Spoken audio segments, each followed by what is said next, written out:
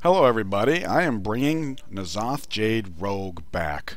This is a deck that I used to try and stream once upon a time. It was not a very viable deck because Rogue doesn't have much in the way of control or healing, and the Jade Swarmers being a death rattle, especially a stealth death rattle, means that, it was slower, lower tempo.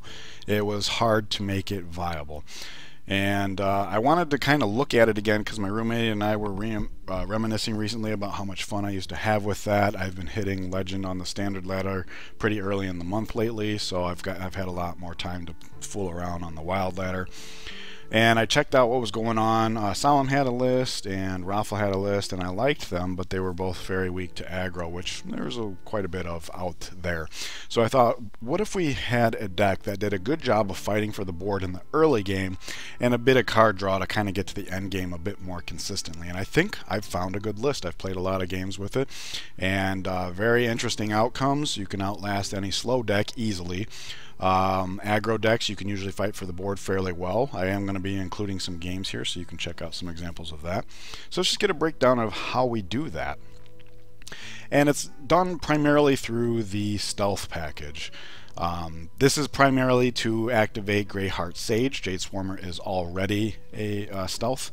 And Infiltrator Lilian is so I cannot overstate how well she works in this deck. She's not only stealth but also a death rattle, and of course if you equip a Necrium Blade on 3 swing and then drop her on 4 swing, I mean, a lot of board control options, a lot of rushing down slower opponents, so it's just a very good include in the deck. Ashtongue Slayer also helps as far as rushing down slower decks or giving your smaller stealth minions a little bit of reach, because that's one of Jade Swarmer's problem. It only has 1 attack. Well, what if it had 4 attack instead? And there is a bit of anti-synergy there because it also makes them immune, and in some matchups you really need to pop the Jade Swarmer rather than just using it as a board clear. But then again, if you're going up against an aggressive deck, you're not looking to climb your Jade timer. It's just more of a survive and fight for the board.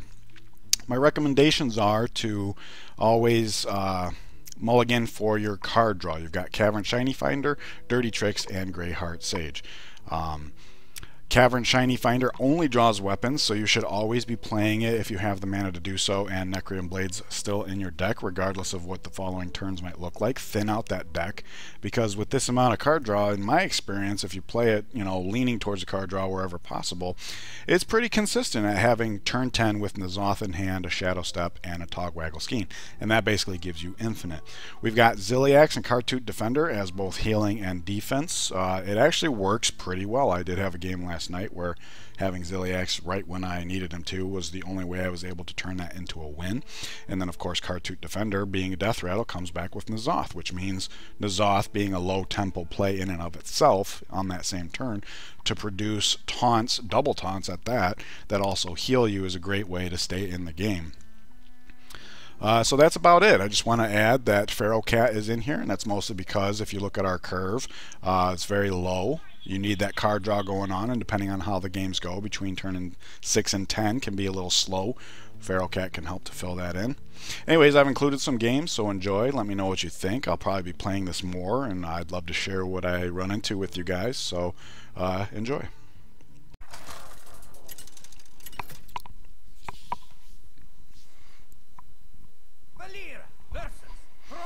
Okay, this first game is versus Shaman, and one of the problems this deck has is against Big Shaman. If they high roll into like an early charge, we can do things pretty well. Here I keep the Lilian just because we had the Cavern Shinyfinder, so to go 2 Cavern Shinyfinder into turn 3 Necrium Blade into turn 4 Infiltrator Lilian is a great 2-3-4 punch that I think you might want to avail yourself of. The fact that we drew into a 1-drop is pretty great. Here I had pressed and turn with the idea of saving the Worgen in case I drew a Greyheart Sage. Because both Lilian and the Swarmer are stealth, I do think that was a mistake. I probably should have just attacked. And then here I actually did draw the Greyheart Sage and then played that. It might have been better to go Necrium Blade into Lilian. That's probably a mistake on my part, but I do try to focus on draw wherever possible.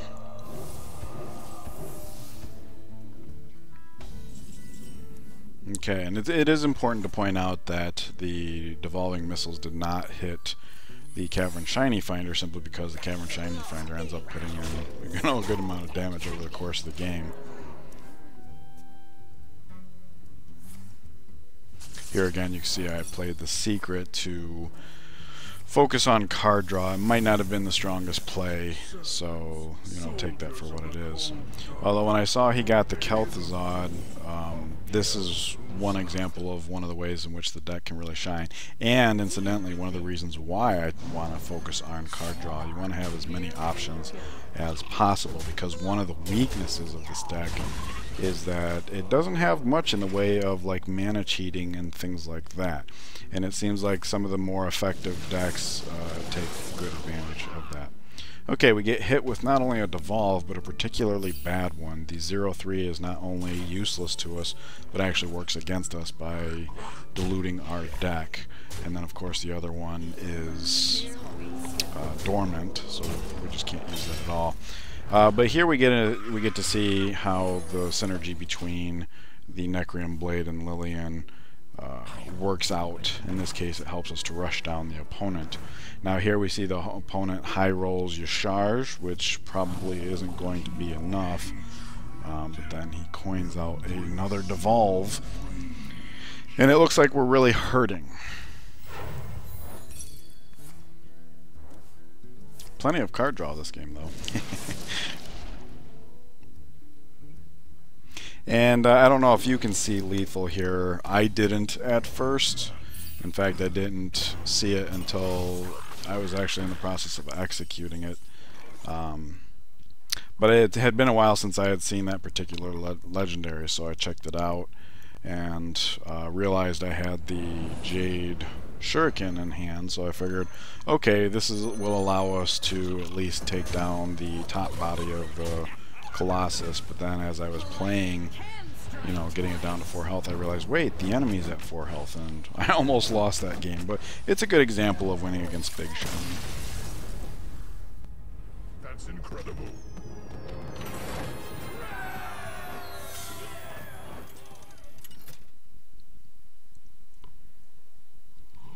Valera versus Lazul. I foresaw this encounter.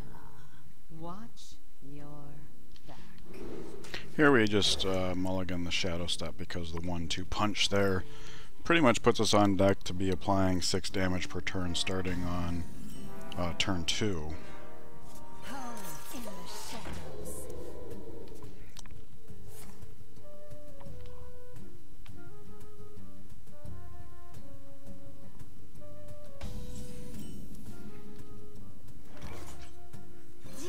Picking up the 1-drop is nice because that gives us a better curve for turn 3. The importance of putting this kind of pressure on the priest is that they have to be a little more wasteful with our resources. Up until this point, they have no idea that we're playing a long-term Jade game. They see aggro, so they, in this case, quote-unquote, waste Zephrys just to slow us down. And, of course, Zephrys having 2 health gives us a perfect lineup for the 1-2 here. And, of course, drawing the Greyheart Sage means next turn is going to be pretty productive as well.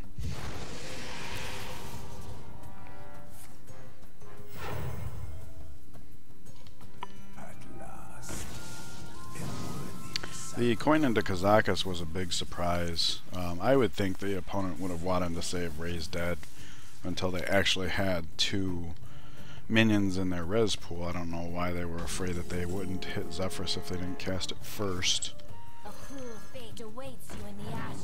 This was funny. We didn't have anything to do with the remaining 1 mana, and since the Greyheart Sage drew both Shadowsteps, I figured, okay, we can spend 1. Because you only really need 1 for the N'Zoth. You should probably hold on to both if you're playing against a mage to hedge against counterspell. But here, just Shadowstep and draw a couple more cards. And I decided to just rush the face down just because the only thing that could hurt us from the Kazakus potion would also hurt Kazakus, I would think. So, as we see, he got a relatively weak potion.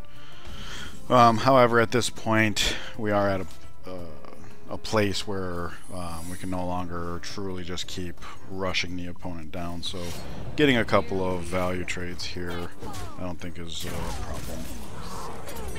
As long as we keep you know, using all our mana, feels good.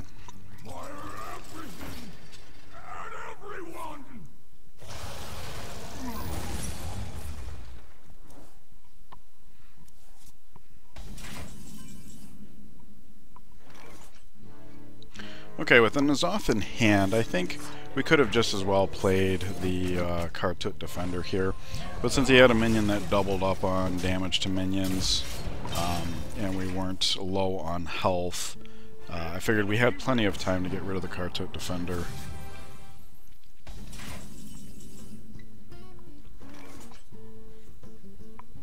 Here it works out because we have a stealth minion on board, so the Greyheart Sage can draw us cards.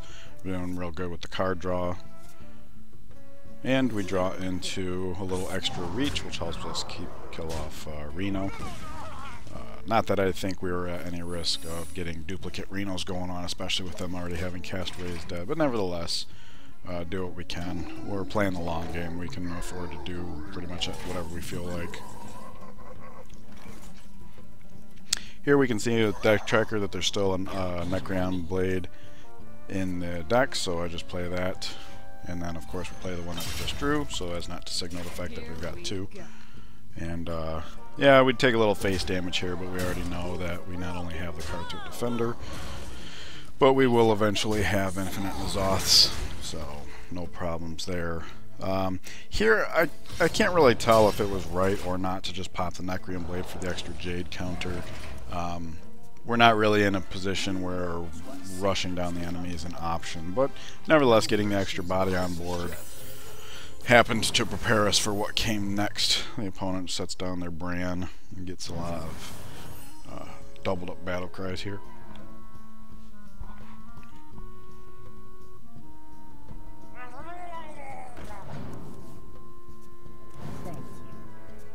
And because the Cold Light Oracle is under the effect of the Bran, we are now getting actually low in our deck, which is a small problem.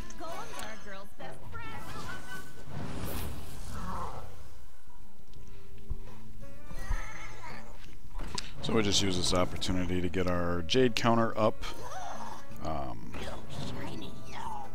Did make a mistake here though, simply because we are up against a priest and we do need to be mindful of Psychic Scream, so I think popping the Jade would have been a better idea to make sure we get that Jade counter up as well as deposit it into our N'Zoth pool. And there's a very minor punish here because since they got a Jade Swarmer in rather than the resultant Jade, their Jade counter goes up by an extra 1. Very, very small difference. And because of the quote-unquote mistake I made, we're now left with a 5/5 on board that wouldn't have been there otherwise. So, you know, it could have gone either way, but I think playing around Psychic Scream was the smarter play. Here we burn one of the Khartut Defenders, and that's actually fine in my opinion because that'll help reduce the chance of getting too many Khartut Defenders when we start dropping N'Zoth. And with our deck getting low, we're just basically dumping whatever death rattles we can to get them into the N'Zoth pool so that we don't, when we do drop the first N'Zoth for the purpose of preparing to pad our deck, it's not entirely wasteful. It was funny that he played the Operative when we only had 2 cards left.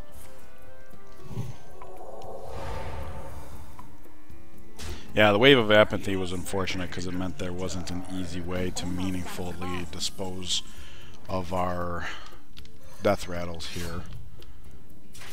Here we go.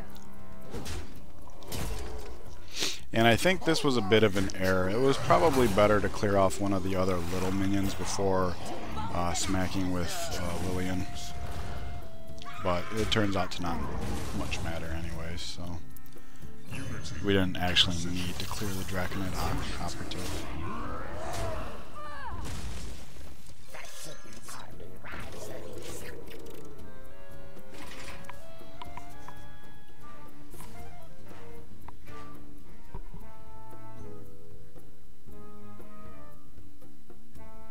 Unity, precision. I'm not sure if Zilliax was the best choice from his operative. I think Pharaoh Cat had a greater potential of being meaningful in this matchup. He's already at full health. Here we go.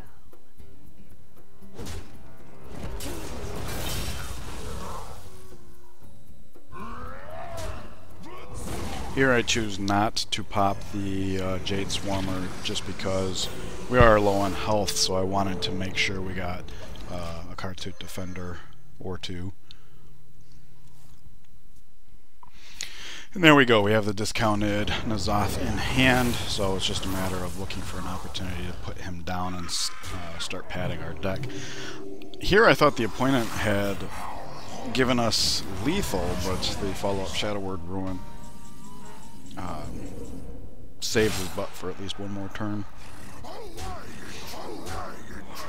And here we go. At this point in the game, I don't see the opponent being able to handle wave after wave after wave of N'Zoth. So I think it's entirely possible, since we don't have access to the second Shadowstep, to use both of the Togwaggle schemes. But we already have plenty, and because we can assume that the opponent's not going to be able to deal with wave after wave, we have to assume that one of the 5 we put into our deck, if not the one that's already on board, would be surviving, so that we would at some point have the opportunity to cast a Togwaggle scheme on him again. No tomb can hold me.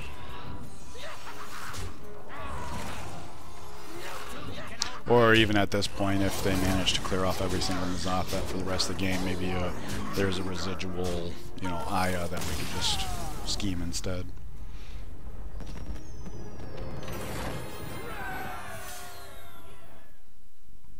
Valera versus Arana. I am determined to win this. Watch your back. Here we mulligan everything but the Jade Swarmer.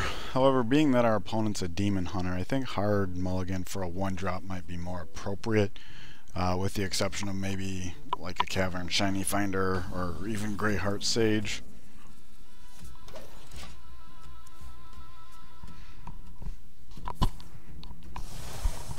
Luckily, our opponent doesn't have a very good turn 1 of their own.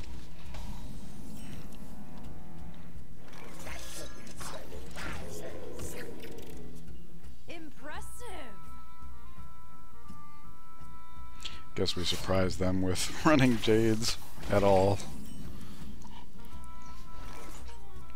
Okay, we actually drew into Greyheart Sage, which is a fantastic turn 3 play. I think it's pretty clear that we do need to clear off as many of their minions as possible, as quickly as possible. They will never catch me.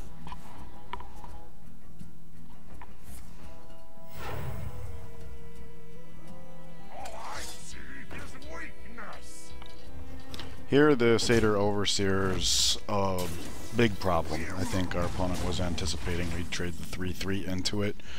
But luckily, we have better options.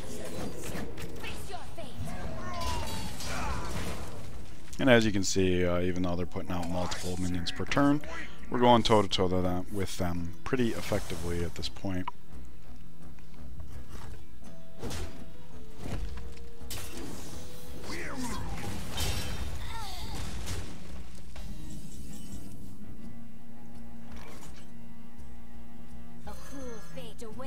I don't think there would have been a problem with playing the Necrium Blade here. However, it's been my experience with this deck that you always want to draw as much as you can, give yourself as many options as early as possible, and I stand by that decision here.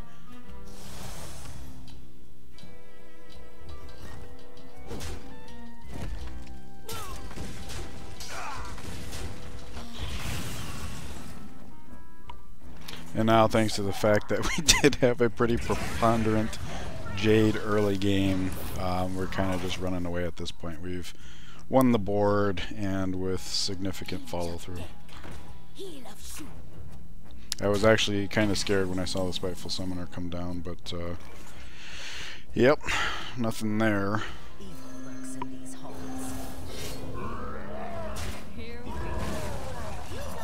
And at this point, I'll just go all in face because we are the aggressor at this point. The 1/1 is not even close to being a problem. Here, I'm not sure what the Death Knight was, or the Demon Hunter. I don't know why I keep getting those confused.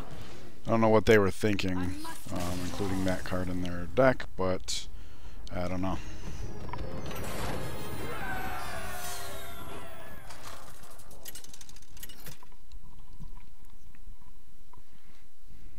Valeera versus Malfurion. I must protect the wild. Watch your back. This mulligan was pretty easy. I didn't see a need to keep Lilian without a Shinyfinder in hand. Also, you gotta be afraid most of Aggro Druid. They can get super explosive ever since the last expansion. Picking up the 2-drop, the shot bot was really good. We don't have anything in the meantime yet, and it's 2 bodies for 1, so... Here we could have played the Jade Swarmer, but because the opponent identified themselves as the original quest druid, I figured the most stats would be best. And I'm not sure why he coined Mukla out, since he can see on board that the bananas give us a way to just kill it off.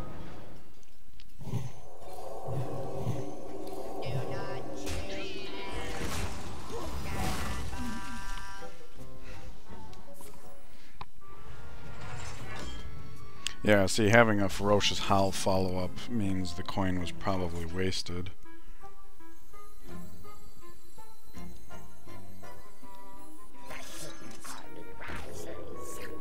Here again, not so sure about the Jade Shuriken. I just wanted to get stats on board. And of course it gets the Jade counter rolling. It was about this point that it occurred to me that Shotbot is a mech, so obviously that comes into play here since it's turn 5 and we have Zilliax in hand.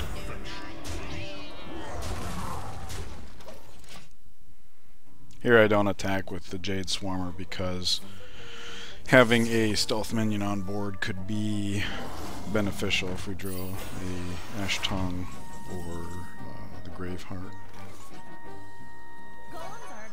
Here drawing the Aya on turn 6 was great because all we had was the Khartut Defenders and we don't have a health deficit yet. So, we do have to expend our stealth minion here, but it was totally worth it. Here the opponent goes for face, and it's understandable why. Knowing that we more or less will have access to infinite healing, it's real easy to decide to just take the dagger into the unit to finish it off. Mostly it's because we want to be able to play dirty tricks here. In my experience, I know I keep saying this, but prioritizing draw really makes this deck that much more effective in general.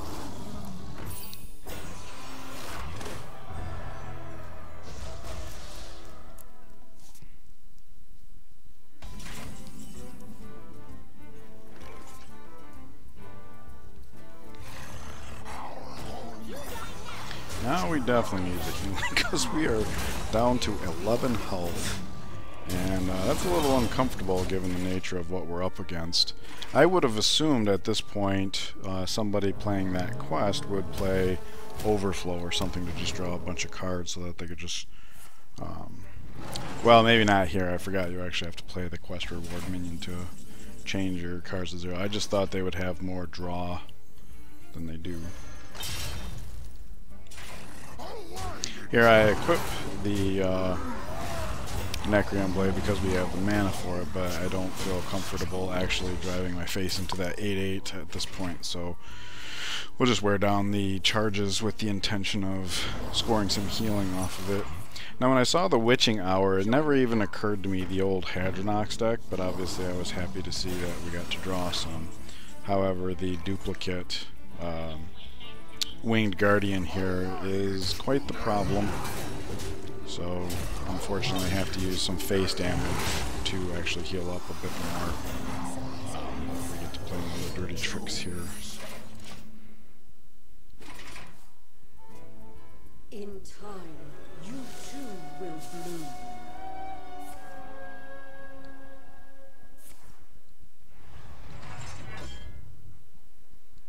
And here you get to see another example of why the card draw is so important in this deck, is because we were basically at a point that without N'Zoth we were not going to be able to survive, but with N'Zoth we could set up for infinite, and you can see he whips out a rush minion here, so he's able to lay into our face pretty hard.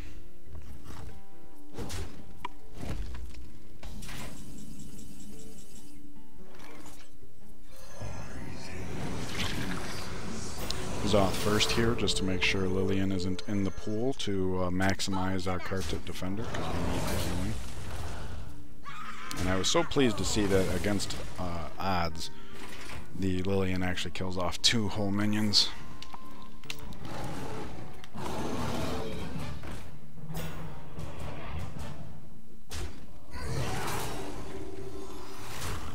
My roommate was actually sitting next to me as I played this game, and she exclaimed after his turn was over, "Oh my gosh, the opponent healed you 18 this turn." I had to explain he didn't really have a choice.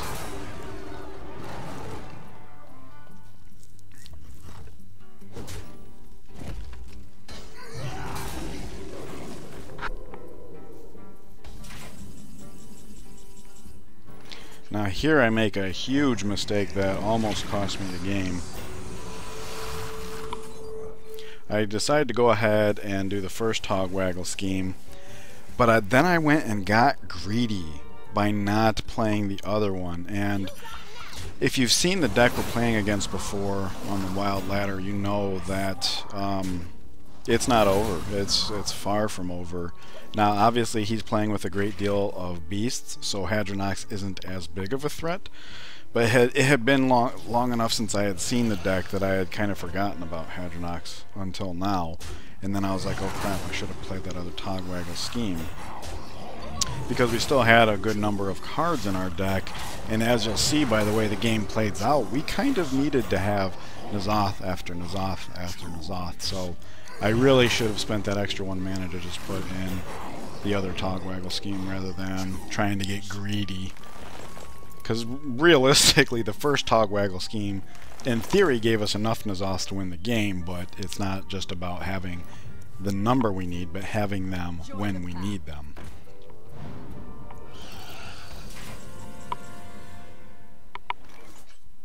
Here we go.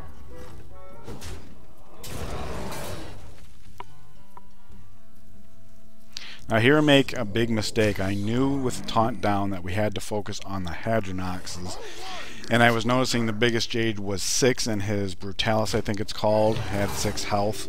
So I was like, oh, let me get that out of the way, because otherwise I'm going to have the taunts in the way. I had forgotten that the original plan was to bust the Hadronoxes first to reduce the amount of taunts he got.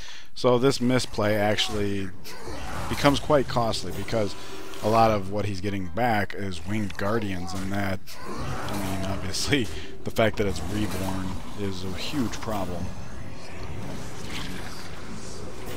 So, I mean, quite honestly, between not doing a Togwaggle scheme and not popping Hadronox first, I really didn't deserve to win this game, but as luck would have it, we did draw N'Zoth after N'Zoth.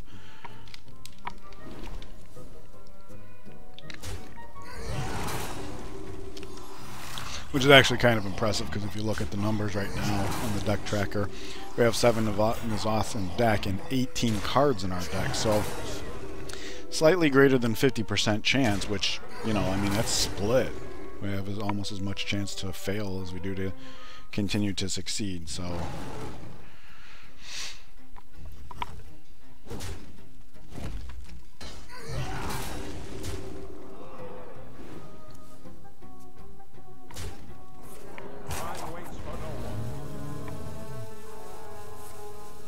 Luckily, Witching Hour did not pull a Hadronox. Here I wasn't sure if the armor was the right choice. It seemed like buffing his minions would have been just as good. To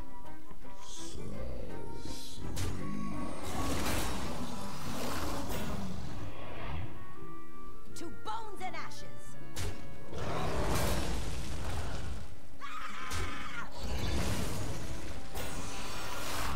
There's the other Hadronox. That was kind of a lucky play, because if we had to bust another taunt ahead of that, then that means he would have gotten one more taunt back.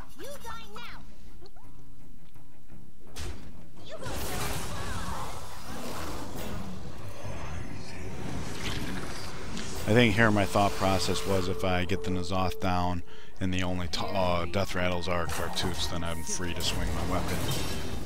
I'm almost out of cards. And at this point, we're kind of lucky that our taunts only have 3 attack power, because that means his beast that draws him cards, he can't very easily kill off, and he's out of cards, so he's running the risk of fatiguing himself.